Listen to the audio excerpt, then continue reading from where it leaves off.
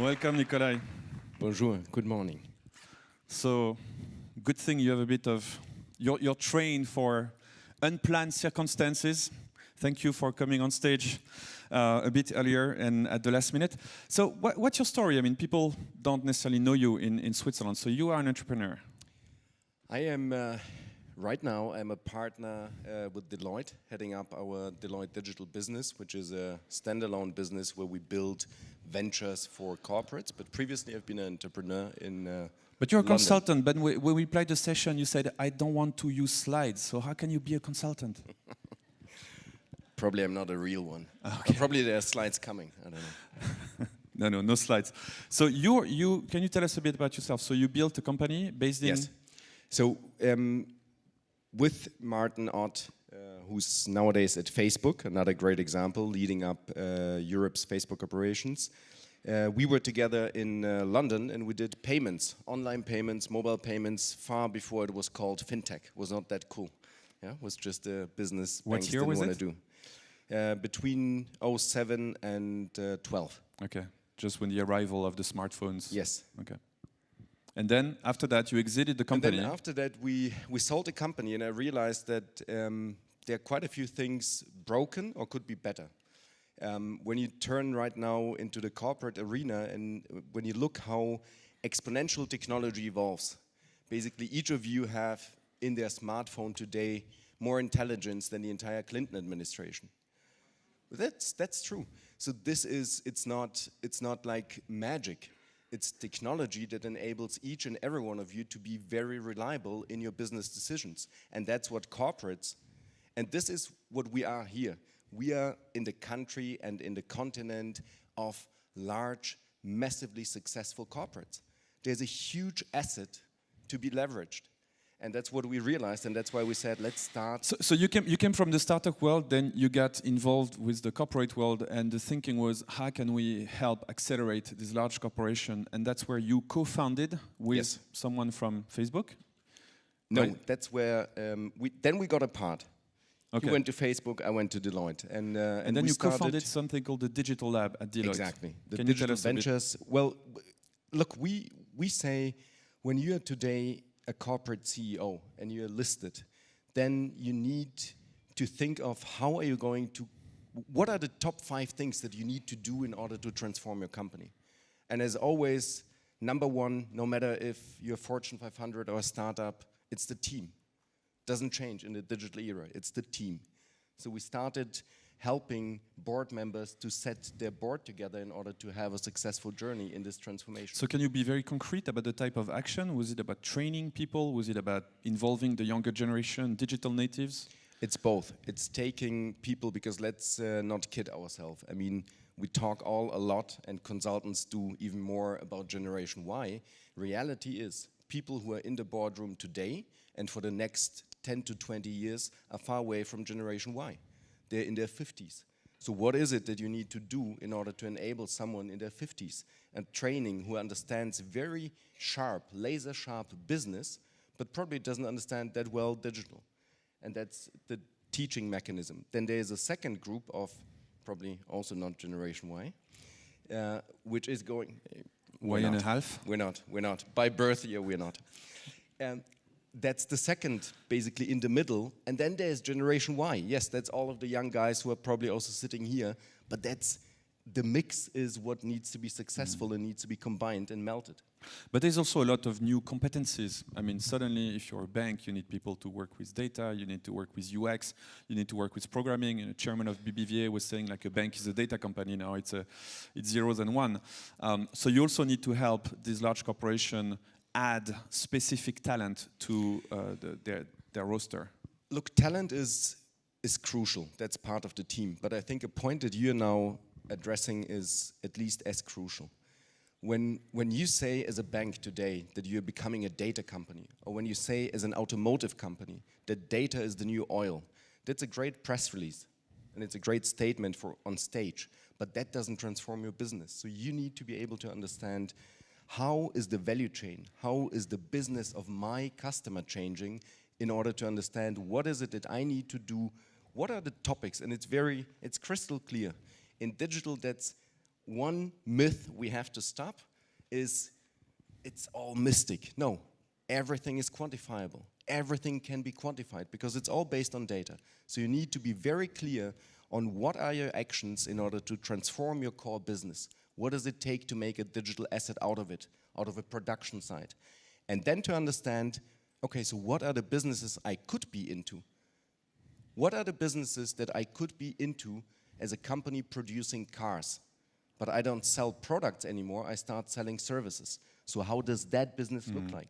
So there's kind of a new way to think. There's a new mindset involved. A new mindset is absolutely involved. Combined with the heritage and the DNA. You know, when we had our pre-chat, I think I told you that it's so much more easier to transform and change and convince to change when something is not successful. Because everyone sees it's a failure, so we need to change it. When you're running so successfully companies as we do in Europe, over centuries, that's the battle. To tell people, no, we need to do it differently. They're looking at you and saying, yeah, but I'm running it on a 40% margin. What's your name? What are you doing? Digital business what? So you need to be respectful with the DNA where companies are coming from and understand how can that be a digital asset in order then to build new business. But it seems contradictory. You're saying like we have to go back to our DNAs, and sometimes the DNA is going to be 100, 200 years old. We have cases in Switzerland. Actually, we have a company on stage today who's been founded in 1805. And at the same time, you say look towards the future. So how do you combine both things? They sound contradictory. But they are not. Look, I think we have to stop hunting the valley. We have to stop hunting pure disruption, because this is not who we are. We're not used to burn hundreds of millions in order to figure out if something might work or not. That's not that's not who we are. But we have a very deep industrial asset, and this is now the industrial revolution. So the B2C game, I would say, it's not worth discussing anymore. There are niches where we can jump in, but the B2B to C game, this is our game. This is our stage. This is where we need to understand how do sensors make my factory smarter? What is the business that I ought to be doing when my client doesn't sell products but shifts to services? One shift you talk about also is that we need to stop thinking in terms of budget, but more think in terms of investment. Can you tell us about that? Yes. That's not a very complicated one. So when corporate managers are corporate managers, they're not investors. And when you ask people to stop thinking in budgeting logic, because the budget year starts 18, 19 days ago and ends on the 31st of December. But that is totally unrelated to how business goes.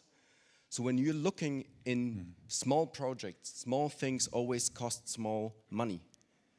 Scaling costs more money and big things cost big money. So when you're running a 70 billion company, you're not going to make a new business with 1 million. So this, at the same time, when you have 180 little projects running where everyone in the firm knows, but you keep running them because it's budgeted, that's not how you would run your own business. And this is something that we're very much emphasizing, to shift from a budget into an investment logic. One of the things you advise your clients, you told me, is that you need to be very careful to digitize first the core business, so that you have kind of an engine that is rolling, and then when it's rolling and it's been shifted to the new realities, then you can start redeveloping, add new modules or explore new avenues. Is that contradictory again? Or? It is. No, I think it's, in the room we have a lot of people who run large corporations, and sometimes priorities are a big problem. And it's true, you hear like exponential technologies and your business model is dead, blah, blah, blah. What is the reality? And what you say, your philosophy is like, let's look at digitizing the core business, and once we have that running, we can again. So 2 things to that. First of all, we ourselves are no longer in the slides business, as you see. So when we will only be successful if you are successful in meaning not on slides, but really in reality. And as long as we do not understand what percentage of my investment does need to go into my core business in order to digitize that.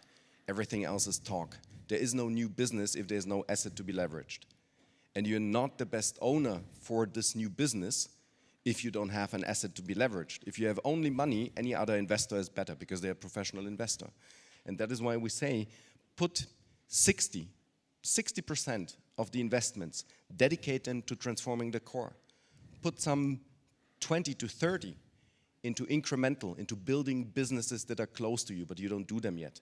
And put some 10, or do the math, the rest into disruption, because yes, that's relevant, but what's relevant to you? And that, I think, is it's very useful. crucial. I mean, it's very precise. I mean, I guess the mix is different for every client of yours, but Sure. it's very interesting. So you had to do a detox program for your consultants regarding the slides addiction, but we're not going to talk about that. Jokes aside, you also say something that myself, being involved sometimes in advising people, I find incredible, that we constantly have to remind managers that it's important, but it's to look at the new usage, look at the new customer. People have new ways of doing old things, and just looking at them and having empathy towards what they do and not forcing your assumptions on them is crucial. Look, this is a very easy one on stage, because no one will say it's wrong. But when at the end of every B2B business there is a C. If you're producing 3D printed hips that are much better than the artificial hips we had until now, because they don't hold anymore only 15 years and they grow into the bone, then there is a C. There's a patient in the end. And I think we ought to stop pretending that when we're in the boardroom, we just make some executive decisions and then there's for sure some sales force to push it out. That's not how it works anymore. And we all know, because once we leave the room and we are consumers again of everything and anything, we like to be treated differently. So the point that we discussed on that goes beyond that, actually. It's coming back again to DNA.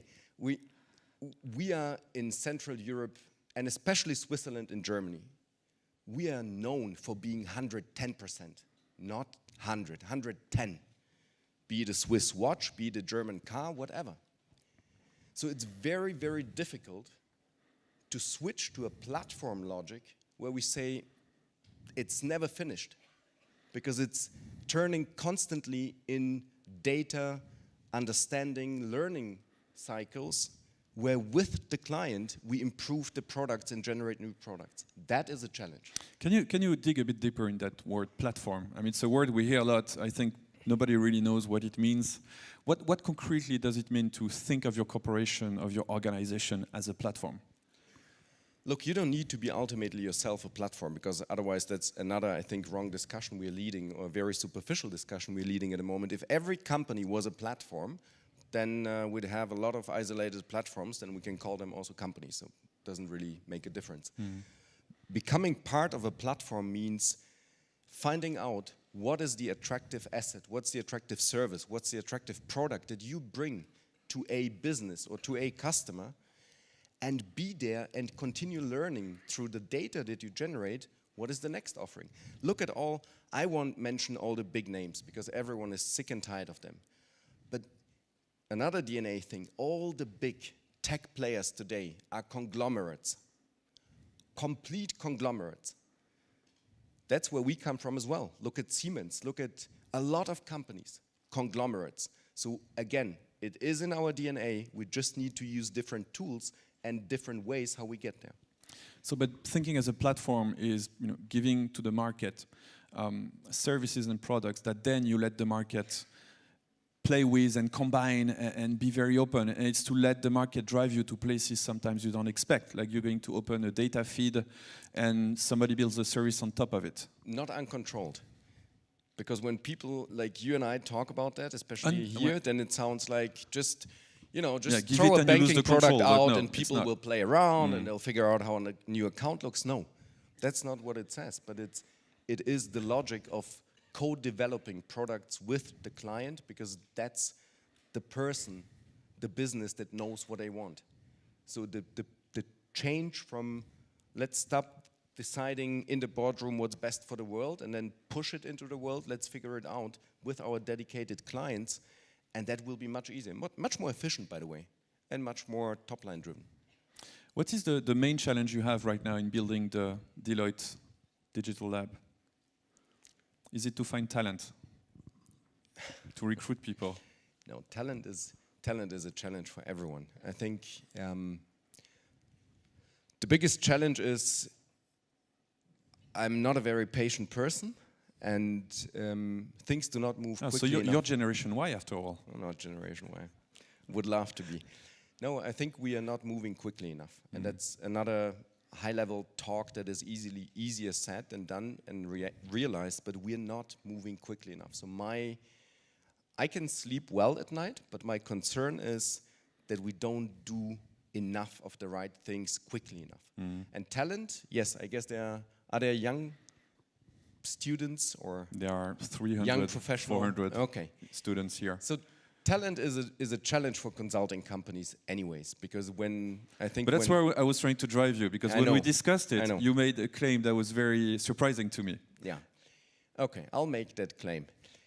Look, when I finished university, you were no one if you didn't have an offer from an investment bank or a strategy consultancy.